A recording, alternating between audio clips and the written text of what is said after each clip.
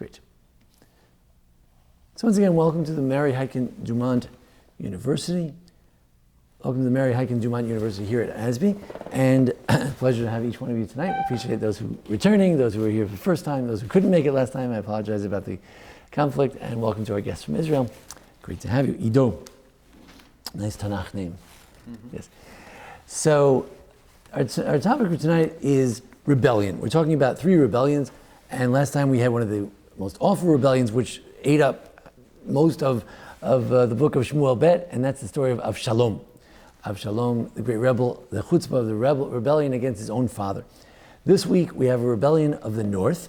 Both rebellions, we'll see in a moment, are not so bloody. It's in the sense that David didn't want to fight against Avshalom, although there was, in the end, Avshalom was killed.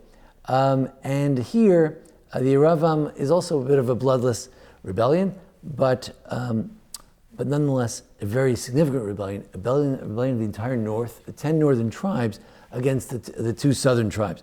It's interesting that Benjamin and Judah clung together. You wouldn't think they would, because Benjamin is from Rachel, and Yehuda is from Leah. You would think that they would split, but somehow Benjamin stays with Yehuda. Also, Benjamin had every reason not to join him, because we already saw last week that people were dying for David to get lost so they could take over again. Benjamin was the tribe of Shaul, of Saul. Oh, yeah. So they sort of might have hated David for having taken over. And yet, in the end, they're together, which I believe is alluded to in the biblical story in the Chumash story of Judah taking in Benjamin as his brother. That created a bond between Benjamin and Judah that, although despite the fights between Saul and David, Benjamin and Judah have a very special connection. It was a civil war as well. When Judah took the place for Benjamin to come to Joseph. Yes. So that selfless act is a presage. It's a prefiguration, as the Christians say, of the notion that eventually these 2 tribes will be together. There could be another tribe there. We always talk about the 10 tribes, but it could be Shimon is actually also part of the Jewish nation. Part of Judea is Shimon, who's in the Negev. In any event, in Gaza. But in any event, let's get going. So we want to know what motivated Yeravam to rebel altogether. Now, there's always a difference between what starts the rebellion at the beginning. If you read what's it called, Animal Kingdom and things like that, right? Or if you any rebellion, if you think about the Soviet rebellion, there's what motivates the rebellion at first, and then what it turns into later. There's always 2 different questions, right? Of whether the rebellion remains true to its original motivation. So we'll get into that. What did it become? Why was he chosen? We're going to see in a moment that Yeravam is a very strange kind of rebellion. It has approval from God, stamp of approval. How could God approve it? What did God like about Yeravam? He turned out to be the prototype for a bad king, evil king. The rest of the book is about how every king of the north was either as bad or just as bad or worse, or not quite as bad, but almost as bad as Yeravam, who's bad. So he's the epitome of bad. And yet he was chosen. So why did God pick him to begin with? He's such a loser. He's the wrong guy. Okay, what kind of rebellion was it? And how did he accomplish it? How do you accomplish taking 10 tribes and moving them away from David's kingdom, Solomon's kingdom? David and Solomon were presumably pretty popular. Maybe, we'll see in a minute. How did he accomplish it? What was the result? Okay, so we'll get back to this sheet later. Right now, let's put that away. We want to look at, there's a lot of rabbinic material there, commentaries, medieval commentaries. Right now we want to look at the text kind of a clean way. As with last week, there's a lot of introductory material. So in order to appreciate the background, we need to understand that although Solomon, we all love Solomon, but we all know that he had a lot of foreign wives. One of his first things he did when he took over was he married Pharaoh's daughter, which is a big no-no. And it just got worse and worse from there. At the top of this page, he built an altar for Chemosh. Chemosh is a specific name. We know it from archaeology. That is the name of the Moabite god. So Solomon did a lot of things that were not right. It's an Amber Alert. We're all getting the same thing. It's not Michelle's fault, right? But it's an Amber Alert. But in any event, hopefully Amber will be okay. But in any event, once Solomon did these various things, his heart turned away because of all the wives that he had. Verse 11, what happened? What did God say? Michael. Verse 11, so Hashem said to Solomon, Yes. since this has happened to you, and you have not kept my covenant and my decrees that I have commanded you, I shall surely tear away the kingship from you and give it to your servant. And your days... So it's interesting, his servant, maybe literal. Usually anybody who's a subject of a king is a servant. Also be somebody who actually works for the king very specifically. His mother worked for him. Right. So go on. In your days, however, I will not do it because of your father David. From the hand of your son will I tear it away. Only I shall not tear away the entire kingdom from him. One tribe shall I give to your son for the sake of David, my servant, and for the sake of Jerusalem, which I have chosen. If you want to be king, you have to have at least more than your own tribe. So he says, all right, I'll give you one more tribe. I'll give you Benjamin. But that's it. So we know, we have a foreshadowing that there's someone who's going to take over. Now, first, there's this fellow. The first problem is a Satan. Satan meaning an adversary. The first adversary is one of the local kings, Hadad, the Edomite, and he took over in Aram, and he became a thorn to Solomon as well. But we're gonna skip that. Obviously, that's not what tonight's topic is about. We turn to verse 26 at the top of the next page, page 836. Verse 26. Mike did such a great job. Why don't you read one more time? Also Jeroboam, son of Nebat. So in Hebrew, it's Yeravam. Go on. An Ephraimite from Zeradah. So in Ephraimite, so Ephraim means he's from Ephraim, which is directly north of Benjamin. They have a swath over there. It's a large swath. He's from the Joseph tribes. Go on. His mother's name was Zeruiah, a widow, who was a servant to Solomon. So we'll see. There could be midrashim about how she's, ill repute or there's something wrong with her. Not just a widow. But in any event, go on. But notice she's a servant to Solomon, and we said before that the kingship will be given to a servant of his. Go on. Raised his hand against the king. Okay, so we're so intrigued. He raised his hand against the king. This is a class about rebellion. What did he do? How did he rebel? Go on. This is the matter about which he raised his hand against the king. Solomon had built up the Millo and closed up the breach left by his father David. Huh? So we're left saying, what did he do? What's the what exactly is the crime over here? What's going on? What's the problem? So yes. I think he built something there for his queen. Right. And people couldn't come in anymore. Right. So there are several approaches. Let's look. There's an interesting thing here from a Greek translation. I assume it's from the Septuagint. I didn't have a chance to double check it, but I saw in one source that he says Nusach Hayvanim. So take a look over here in your sheets. Yeravam, according to Greek translation, was the son. Sorry about my typos. It was the son of a harlot. He put a siege on a city. What is this supposed to say? 300 chariots, and rebelled against Solomon. He ran to Egypt. So he gathered 300 chariots and rebelled against Solomon. He ran to Egypt. So he was the son of a harlot. He put a siege on a city. In any event, first he was in charge of things. He was supposed to be in charge of, look at the next verse. Read the next verse, please. Okay. Go back to the verse, 27. This man, Yeravam, 28. Okay. This man, Jeroboam, was a mighty man of valor. Solomon had seen in the young man that he was one who did his work well, and he appointed him over all the taxation of the house of Joseph. Right. It reminds us a little bit of Joseph, that the master saw that Joseph was a good worker. Mlacha, osem mlacha. It's a word that appears with Yosef, that lasot mlachto, he came home to do his work. He was appointed over all the Joseph things. So he gave him the perfect job to take over, right? He said, why don't you be in charge of Joseph? And of course, then he makes a rebellion, and he's in charge of Joseph, the two northern tribes north of Jerusalem, and then all the other tribes, so he lost the whole thing. Now let's go back to the Milo for a second. So one possibility of this Milo is as follows. Let's say this was, it's sort of upside down here. Let's say this was the city of David. It goes down to the valley like this. City of David, shaped more like a cone, and there's a valley over here, the valley over there. What is this? Kidron is over here, and Ben Hinnom is over there. So you got these valleys, and you put the walls up there. So between the valley and the walls, you got yourself a nice fortification over here. And then the north, though, is kind of flat. So there's a little danger in the north. So you might want to close it up. But he decided to open, he closed it up.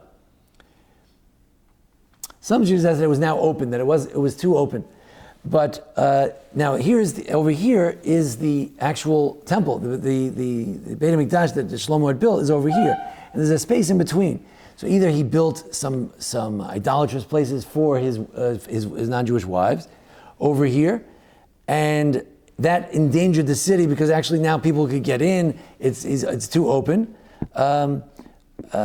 So there's some sense that what he did was for his personal benefit and was not for the benefit of the country. So it was a bit of a moral rebellion. Just like last week we saw Avshalom runs on the notion that David is not a just king and he has better judgments, and after all he didn't do anything to the rapist against Amnon for raping Tamar. And so to here, there's a bit of a charge that after all Solomon is corrupt, he married Gentile women, and he endangered the city. He did something that with government money that was just for his wives. It messed up the city the way it was supposed to be in that place. So there's some sense that Solomon had done something slightly wrong here, in general, was corrupt in general. And this perhaps is the basis of the Yeravam rebellion. But interesting how it's completely left to our imagination exactly what the big deal was. It's just one pasuk. Yes? There's another idea that we know that Shlomo took a lot of taxes. Oh yeah, we'll get we'll get to it. And the place that he built, he actually filled it up between the palace and the Mikdash. The Bat Paro, the Paro's daughter, Yeah. and the Beit HaMikdash was a little valley, and he filled it up, and that cost a lot of money and a lot of labor, which the people felt abused. And, Right. So and Yeravam was the one that says enough is enough. Okay, In good. the translation to English, Yeah. it's a little Okay, go ahead. It has a little bit of context when you translate it, because here it says suffering of the house of Joseph, and in here you translate it to taxation instead of suffering. Right. Suffering can also mean the hard labor work, not only in good. money sense. So They say when oh. they built the Milo, Right. especially the house of Joseph, the two tribes had to give a lot of workers to build the house. They say it's a kind of wall, or maybe the feeling between Milo is also feelings. The feeling between the two parts of the wall. Great. Yeah, Thank you. another- So you want to suggest that that he's in charge either of the taxation of the north, and for which they have to pay for this foolish filling in of space, or something that do adjustment to the city, which is really just for his wives, who no one wants to pay for, or that he's in charge of either human taxation of the work, or monetary taxation. Either way, it leads to anger. Yeah, I just want to point out we haven't gotten to that part of the rebellion where they talk about the problem of taxation. So that we'll get to on chapter 12 on the next page. In other words, we're going to see that explicitly, that clearly the new king, the son of Solomon, is going to overtax, and that's a problem. And what Ido and Tammy are pointing out is that there's a link between the rebellion against the southern king of Solomon's son, who's overtaxing, and this project which he's making, and even what Yeravam's doing. The problem is, if Yeravam is in charge of them, why would he would be an unpopular man too? If he's in charge of the taxation or in charge of the labor. He's the leader of the two tribes. He's in charge from the king. He worked for the king. So you say on their behalf, he's upset. Yeah, and Okay. another thing, like when they say here that who was a servant to Solomon, who are they talking about? That's the mother. Yeah. The mother? That's one possibility. Right. The other one is because there's no like commas in Oh, the I see. Bible, Yes. so it can be, a possibility can be that he was a worker. Very good. Thank you. Yes, there's an ambiguity as to whether Yeravam or his mother was a slave. Right. A slave is in masculine, so presumably it would be him. Yeah. That's the description of Yeravam. They're saying is that the king saw him and saw that he's a good worker, so that's why he chose him. Right. Clearly he did work for it. Right. Yeah. The question is whether the mother also worked, but clearly he did work. Okay. Moving along. Now for the appointment of Yeravam, we asked how was Yeravam appointed. So like we said last week, whenever you read Tanakh, generally there's the divine element and there's the human element. There's God pulling the strings and deciding what's going to happen, and there's also, then once God pulls the strings, let's say David was appointed by God, then David had to, very cleverly run around the desert for 2 years or how many years it was to escape, Saul and to figure out how to become king and go to Hebron and establish himself, etc., etc. So just because God says it, it doesn't mean you are king. So here's the divine part of how Yeravam is divinely ordained. The whole notion of the northern kingdom is given sanction over here, and a very strange kind of sanction. Dr. Levy, would you read that for us?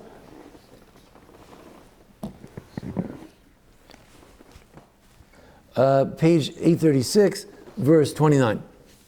29. Oh, it happened at that time while Yeravam was leaving Jerusalem. The prophet Ahiah the Shilonite found him on the way. So Shiloh is also in the north, in the Shomron area, and Ahiah is from there. So he's a northern prophet. And he was clothed in a new garment. And the two of them were Now, he talks about ambiguity. Who's clothed in the new garment? So he found Ahiah Shiloni, and he was wearing a new garment. Ah. So who was wearing the new garment? So it's a debate in the Talmud, debate in Midrash. Okay, continue. And the two of them were alone in the field. Now it's strange. Who does that remind you of? What other king was anointed when no one was around? David, right. David was a secret. Shaul was the first time he was also, he was looking for the donkeys. Yeah, okay, go ahead. Ahiah grabbed hold of the new garment that was upon him, and he tore it into 12 pieces. Who did it? Whose garment? This is still not clear. So they say, we'll get back to the question in a second. Go ahead. And he said to Yeravam, take yourself 10 pieces, and he said to Hashem, God of Israel, I am tearing the kingdom away from the hand of Solomon, and I shall give the 10 tribes to you. But one tribe shall remain for him, for which sake my servant David, and for the sake of Jerusalem, the city for which I have chosen for all the tribes of Israel. This is because... right, and why that is in 1 second. But so one of the commentaries says, well, wait a second. Modern commentary says, if I take, let's say Ido is Yeravam, I take his garment, I rip it into 12 pieces, I say, here, take 10 pieces. Gee, thanks a lot. How many did he have before? He had 12. But if I take my garment and I give him 10, then he's getting something for his money, right? So it makes more sense that it's the garments of the Navi. Prophet wouldn't steal a garment from somebody else. Right, it's also a little bizarre, yeah. Also, he can come prepared. He can wear, his pajamas underneath, whereas he takes it off the other guy, then he's kind of left hanging. But moving along, go ahead. This is because they have forsaken me and bowed down to Ashtaroth, the god of Sidonians, to Chemosh, the god of Moab, and Milcom. We have archaeology that the name of the god Ashtoreth, of course, is famous, and also Chemosh. These are the names of their gods. Go on. God of the children of Ammon. Milcom, go ahead. And they didn't walk in my ways to do what is proper in my eyes, my decrees and my statutes did David his father. But I shall not take away any of the kingdom from his own hand, for I shall set him as a ruler of the days of his life, for the sake of my servant David, whom I choose, who observe my commandments and my decrees. Yeah, it's interesting. If God takes away the kingship from Solomon in any sense, then David was never really king. Because in order to be king, you have to have a dynasty. It's one of the things you have to have. So if Solomon gets to be king for his life, then at least you could say that he had some sort of dynasty. David had a dynasty. And 3 would be even better. 3 is a chain, the Chudam Shalash, the 3-pronged thing is not easily broken. But at least 2. So there may be an element of that in order to make him a king, in order to give some sort of sense that there's a line of David, which he promised David, he had to let Solomon finish his term. Okay. Go ahead. Rather, I shall take away the kingdom from the hand of his son, and I shall give it to you, the 10 tribes. And to his son I shall give 1 tribe, so there will remain a dominion for the house of David for all the days before me in Jerusalem, the city that I have chosen for myself to place my name. So he's very clear. He chose Jerusalem. He chose David. There's no question about it. He's not waffling on that. He's not backing out on the commitment to David, the commitment to Jerusalem. But he's giving him 10 tribes. God's giving him 10 tribes. Go ahead. But you I shall take, and you shall reign over all you desire, and you will be king over Israel. And it shall be that if you obey... Now, some want to say that he doesn't say, and God is talking, right? The whole time since verse 31, God is talking. But to some degree, he doesn't say, God has appointed you. Something like that. I'm not sure I agree with that, but that's what some commentators want to say, that there's a missing piece. He doesn't say, like, God has chosen you. Anyway, go on. And it shall be, if you obey all that I command you, and walk in my ways, and you do that which is upright in my eyes, to observe my decrees and my commandments, as David my servant did, then I shall be with you, and I shall build an enduring dynasty for you, just as I built for David, and I shall give Israel to you. And I shall afflict the descendants of David for this, but not for all time. So it's a fascinating prophecy, fascinating gift to Yeravam. So if you follow the Torah, I'll give you a kingdom, you can have the 10 tribes, everything's great, except one proviso. If. Not forever. Not forever. Only temporarily. Not kol hayamim, not for all of eternity. Your life, your children, and many children. It's a line of kings. You expect at least 3 generations, many generations, 10 generations, but not forever. Why? David's the Mashiach. David, the Mashiach Hashem. So not forever. So it's a strange kind of a challenge. I'm giving you the kingship, and you're the new king. But the chosen city is Jerusalem. The chosen one is David. The eternal kingship is David. And you're going to have a nice kingship, but it's not forever. It's not bad, right? I mean, we have to worry about what's going to happen 10 generations from now. We're lucky if we know 2, right? But it's not forever. So it's a very fascinating challenge. It's like when God gives you a certain challenge that you're not sure you can make it. What's inherently challenging about that?